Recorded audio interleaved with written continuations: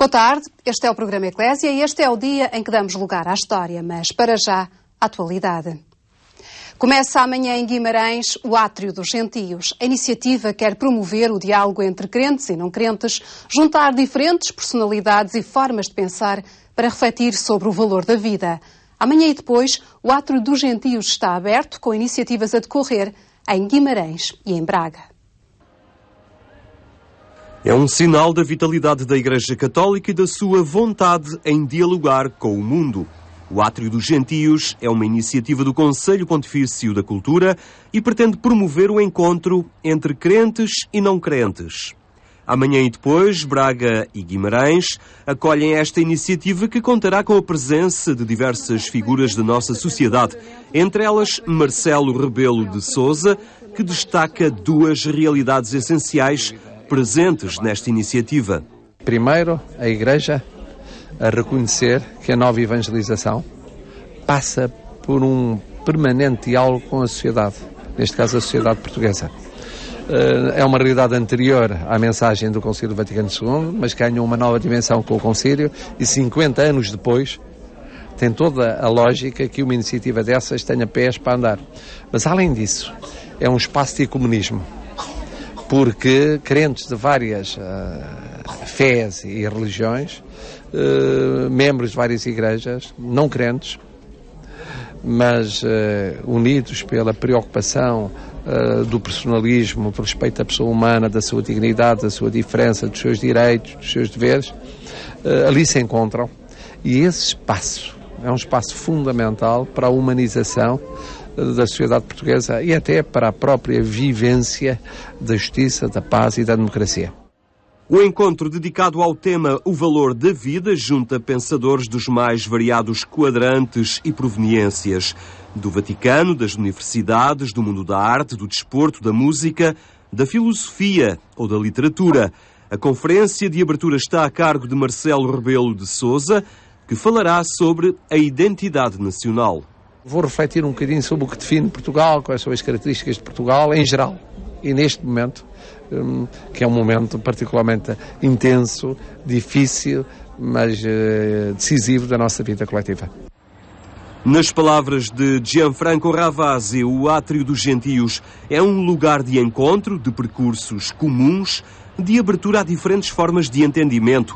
Para o presidente do Conselho Pontifício da Cultura, o intuito é um diálogo entre pessoas inteligentes e apaixonadas, prontas a encontrar um sentido, uma resposta, uma verdade.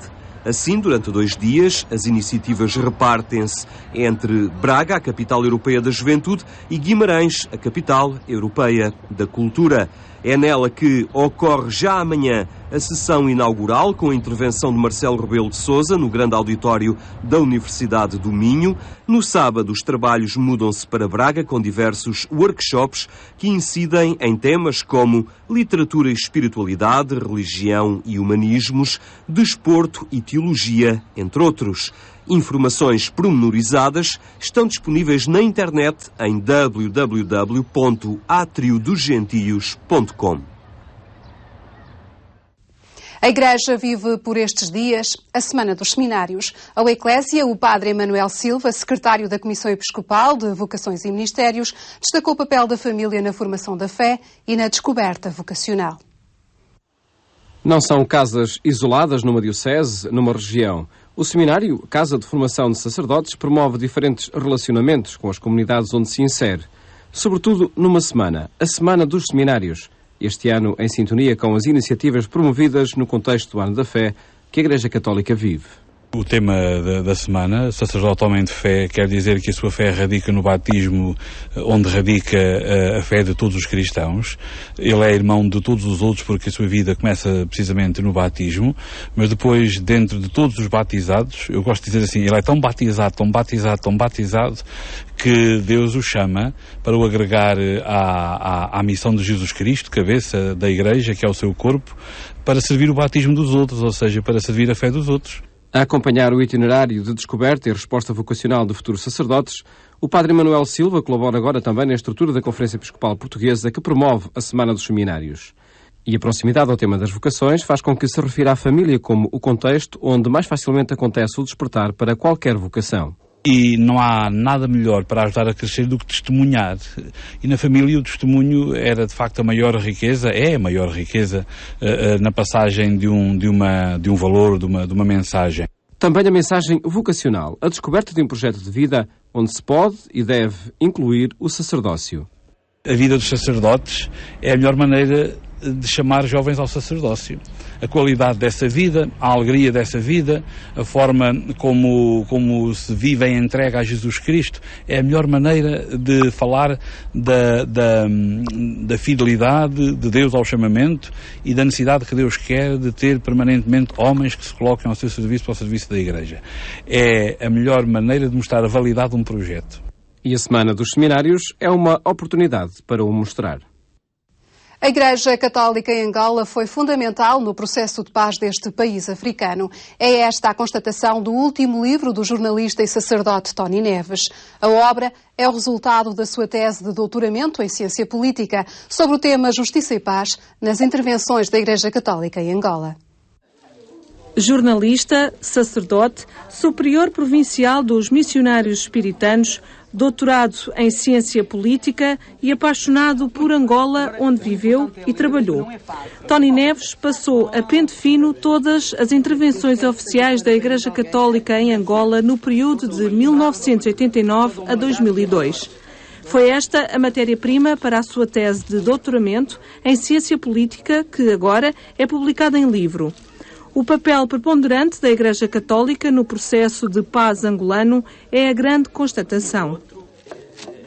A pacificação ganhou muito porque a Igreja, antes de mais, dissecou teoricamente muito bem o problema, depois denunciou tudo aquilo que era preciso denunciar, as atrocidades da guerra, enfim, as violações frontais dos direitos humanos. A Igreja Católica disse-o de uma forma muito clara. Por outro lado, propôs valores, princípios para que a situação de guerra fosse ultrapassada e se caminhasse para a paz. Finalmente, corrigiu os danos, alguns deles, que as guerras provocam, com uma assistência humanitária e uma presença solidária muito forte, sobretudo através da Caritas, mas através do trabalho normal das missões. A apresentação do livro coube a Marcelo Rebelo de Sousa, um dos arguentes da tese de doutoramento do padre Tony Neves. Um trabalho que considera um retrato do autor de alguém que escreveu sobre Angola, não a partir de fora, mas que viveu lá e que acompanhou a fase decisiva da Guerra Civil angolana, onde o papel da Igreja Católica foi fundamental.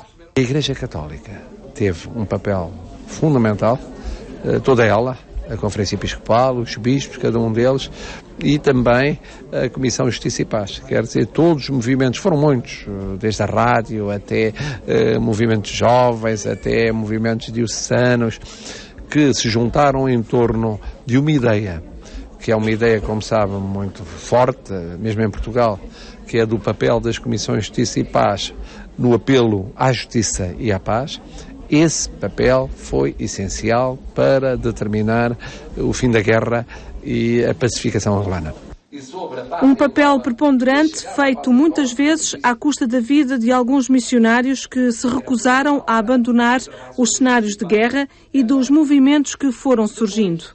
O movimento Pro-Paz, é o movimento pela paz, que foi fundamental para criar um ambiente favorável a esta ideia de que a guerra não podia continuar, e depois houve as tais intervenções no terreno. Os missionários ficaram onde mais ninguém ficou. A Igreja nunca se ausentou dos cenários de guerra, mesmo que isso tenha custado caro, porque diversos missionários e missionárias foram mortos porque quiseram ficar com o povo nos momentos mais críticos da história da Guerra Civil de Angola. O livro Angola, Justiça e Paz nas intervenções da Igreja Católica tem prefácio de Dom Manuel Clemente e Marcelo Rebelo de Sousa e pós-fácio de Dom Gabriel Mebiling, presidente da Conferência Episcopal de Angola e São Tomé, e editado pela Texto. E Dom Manuel Clemente está novamente no programa Eclésia, continua a folhear o livro da história dos concílios ecuménicos da Igreja Católica.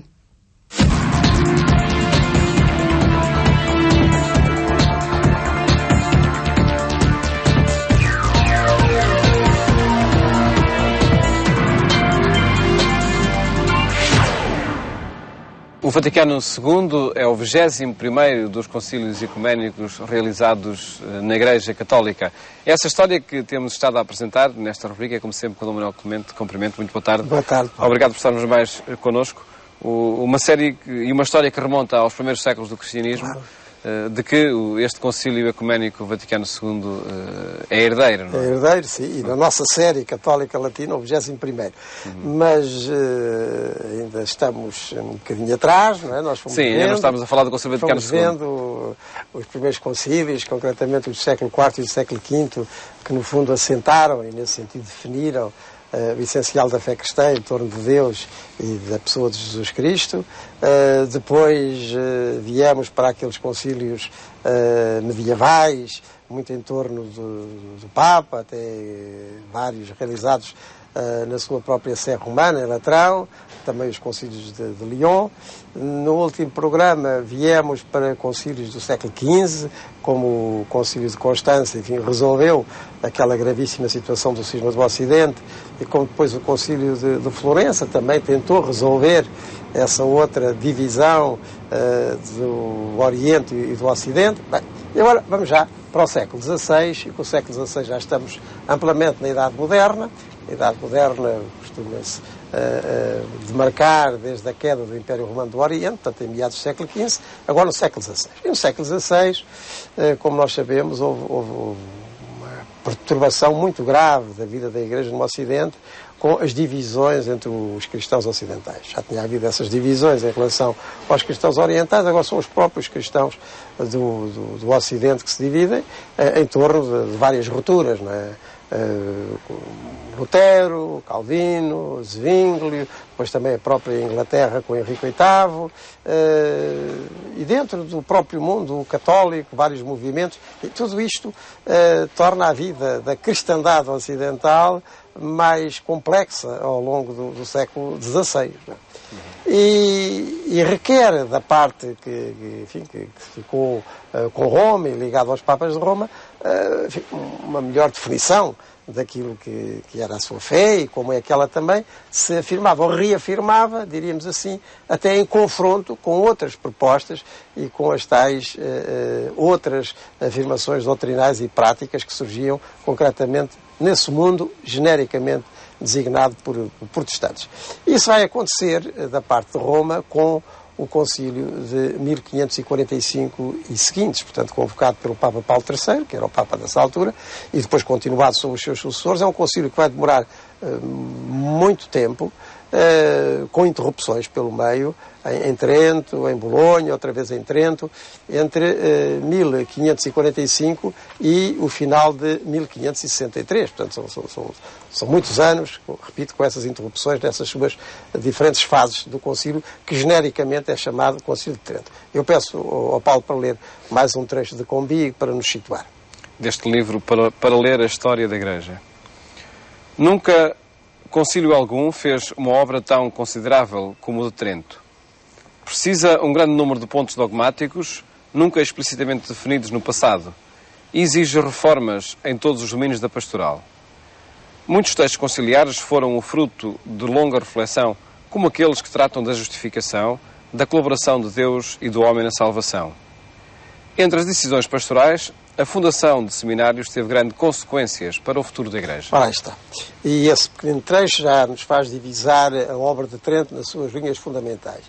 Aí diz, e com razão, que nunca nenhum concílio tinha feito uma formação teológica tão geral e ao mesmo tempo tão polarizada da doutrina e da vida da Igreja. Isto também se entende. É porque se nós repararmos, os outros concílios responderam a desafios mais pontuais. Os nossos telespectadores lembram-se quando nós começámos esta série com o concílio de Niceia, o primeiro, 325. Ele respondia a um ponto concreto, que era este. Então, Cristo é verdadeiro Deus com o Pai ou é menos que o Pai? Era aquela questão que o Ário de Alexandria tinha levantado. E o concílio responde a essa questão com aquela formulação que nós repetimos no credo, não é?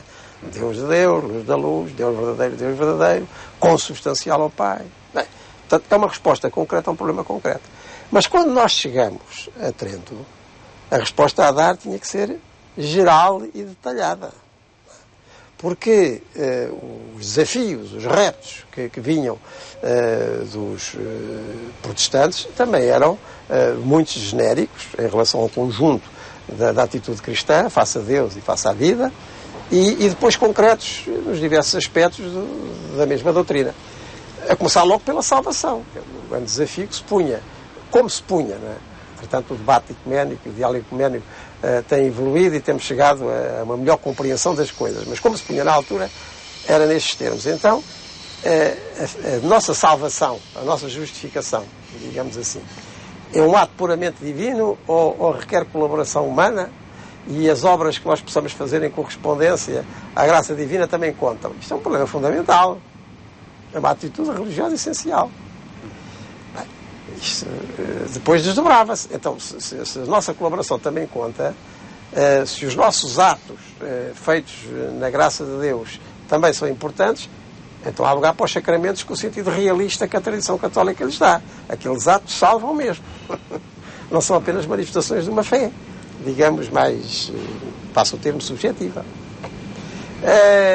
E por aí fora, portanto, há aqui um conjunto de afirmações doutrinais que o Concílio de Trento vai fazer para responder, e para responder com um esforço teológico que também, podemos dizer, é ímpar na sua dimensão no conjunto da história da Igreja, e na altura havia, efetivamente, teólogos e até biblistas que, da parte católica, como da parte protestante, podiam sustentar esse debate. Não era assim tão fácil noutras épocas mais recuadas, mas naquela altura havia.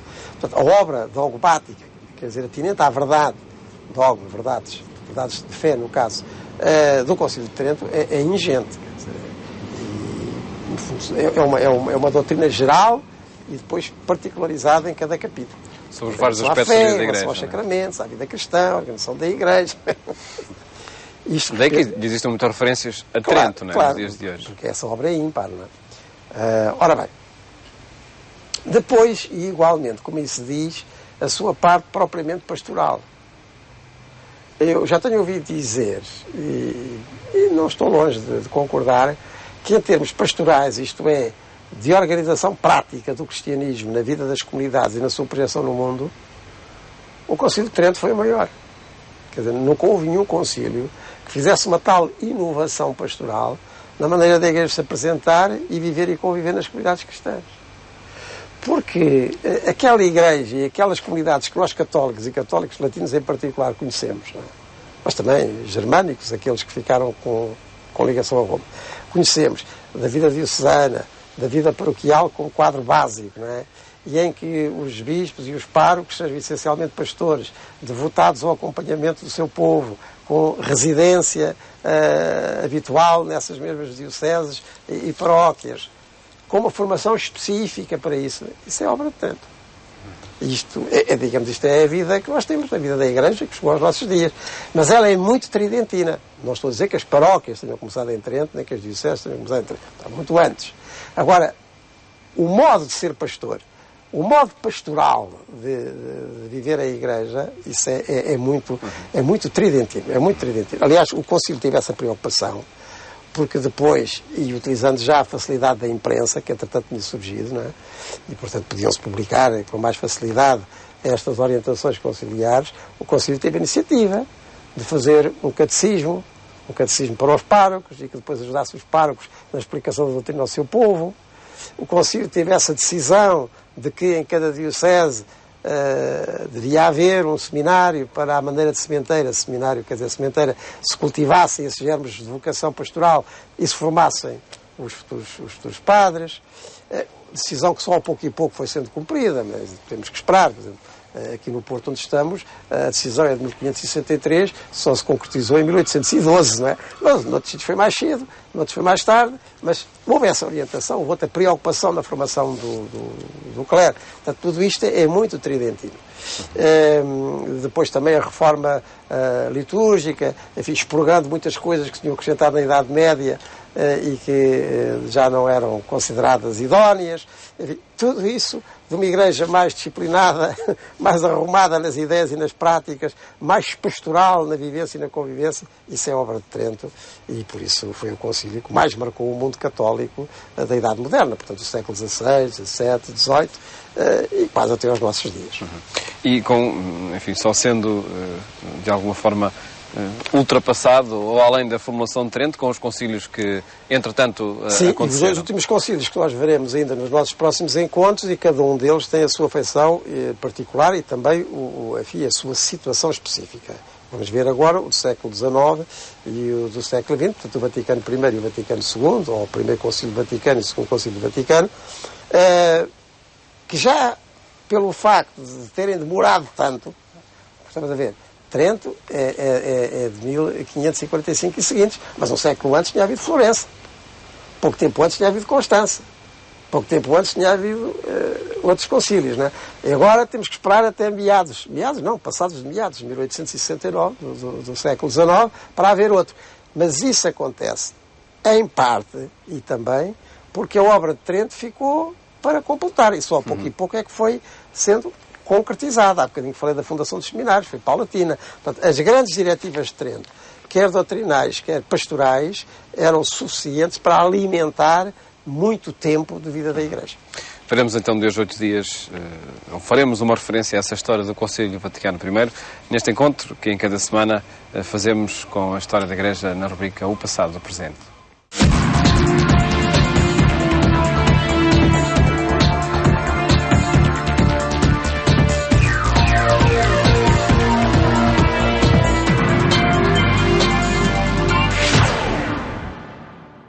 Estes foram os conteúdos que preparámos para si. Ficarão disponíveis no portal multimédia da Igreja Católica em agência.eclesia.pt, o sítio que atualiza toda a informação católica. Fique bem, até amanhã, se os quiser.